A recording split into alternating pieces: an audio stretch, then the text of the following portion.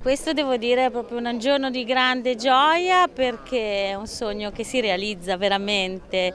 Santa Maria è una bella realtà di tanti bambini, di tante persone anziane, anche ci mancava proprio, devo dire, uno spazio per trovarci, per giocare assieme, per stare insieme, chiacchierare, insomma è veramente, devo dire, un sogno che si realizza.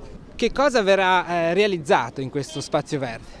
Allora, sostanzialmente il progetto è organizzato in due zone.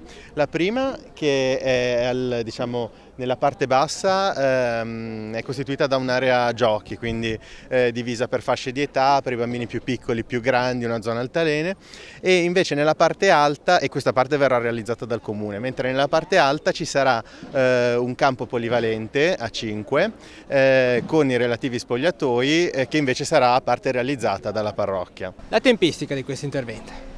Partiamo oggi, credo realisticamente che per l'autunno potremmo inaugurare l'area giochi di proprietà comunale, tempi un pochino più lunghi per ciò che concerne il campetto a 7 di proprietà della parrocchia, che sta raccogliendo significativi contributi coinvolgendo in primis il Comitato Festeggiamenti Santa Maria e poi tutte le altre aggregazioni e associazioni della nostra frazione che collaborano fattivamente in questo importante progetto. Il comitato si darà da fare per raccogliere fondi? Il comitato già negli anni scorsi ha deciso di collaborare, tutti gli introiti dell'anno scorso della festa dell'Assunta sono stati devoluti, ricavati completamente per questa opera, e allo studio anche parecchie iniziative per continuare a finanziare l'esecuzione dell'opera. C'è bisogno di uno spazio di questo tipo? C'era bisogno?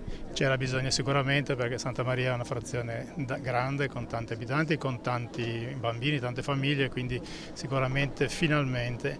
Io sono 35 anni che abito ormai a Santa Maria, contavo di farci giocare le mie bimbe e adesso ho la nipote, giocherà lei, quindi va bene comunque, ecco.